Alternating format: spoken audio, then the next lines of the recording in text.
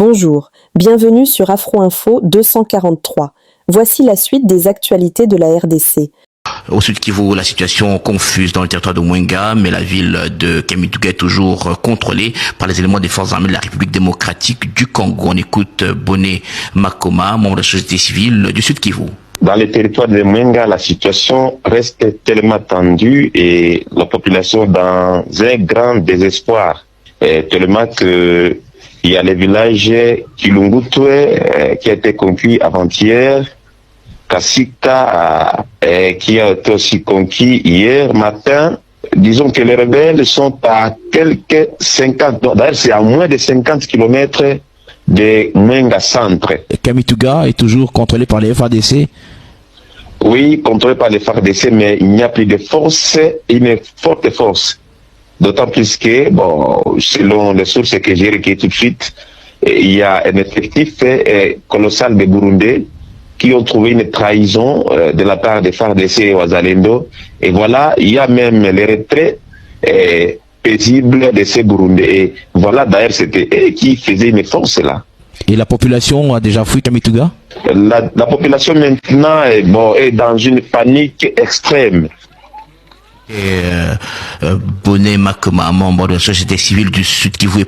Le véritable chef du M23 affirme que Goma lui appartient désormais et il pose des conditions pour la récupérer, ainsi que d'autres territoires.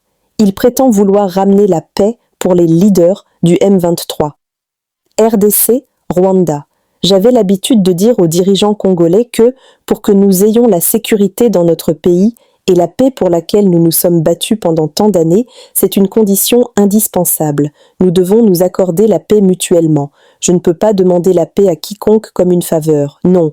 Pour que nous ayons la paix, je vous supplie, vous devez me faire une faveur, me donner ma paix.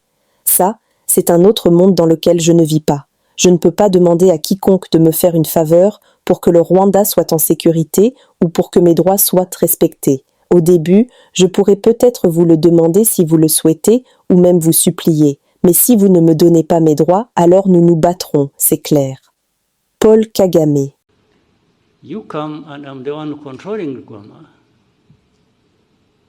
And you come and say, I want to use Goma. I say, fine. But these are conditions. Goma is part of my problems that I face with the government. And now it is in my hands. I will not give it to you until you show me, alongside that, how you address my problems, fighting for my rights. Nord Kivu. La plateforme qui avait organisé la marche à pied jusqu'à Lubero divisé. Certains appellent à une journée sans activité en mémoire des victimes des ADF ce vendredi 28 novembre. D'autres s'y opposent.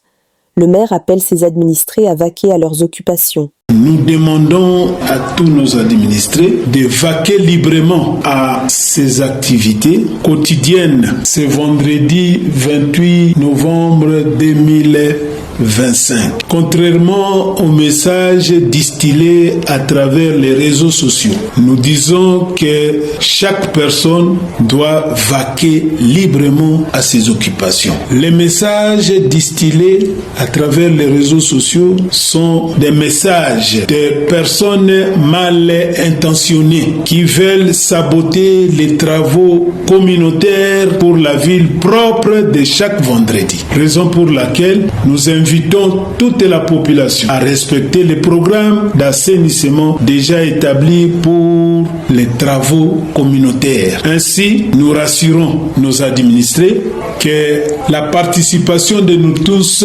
s'avère indispensable pour ces activités-là, y compris la police qui va nous appuyer pour que nous puissions rendre propre notre ville, Butembo. Nous invitons également toute la population de s'approprier cette donne-là. Ce n'est pas seulement une affaire des agents de l'État où les uns sont en train de contempler ce que les autres font. Ça, ce n'est pas une appropriation d'un bon citoyen qui doit savoir que moi, citoyen, quelle est ma part dans ces travaux-là. C'est pour rendre propre notre ville. Quant à la situation sécuritaire, nous disons que nous avons été renforcés par le commissariat provincial du Nord Kivu en nombre suffisant et ces hommes-là sauront sécuriser la ville pendant la période festive. Vous apprenez quelque chose, informez à temps pour que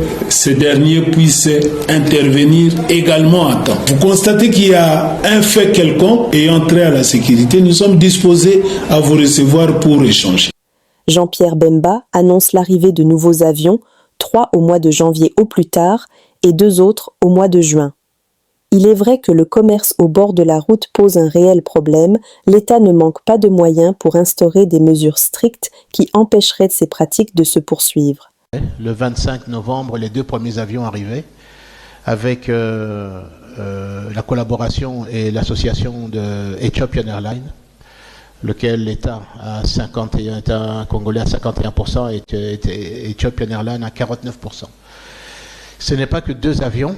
C'est 2 737 qui aujourd'hui, je pense que peut-être les uns et les autres ont déjà eu à parcourir à travers cette compagnie. Le taux de remplissage est assez important, entre 80 et parfois même 100%. C'est assez exceptionnel dans le transport aérien.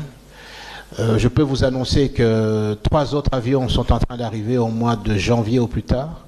Il y aura 2 ATR 72. Les ATR 72, ce sont les avions de plus ou moins 70 places. C'est des avions à hélice.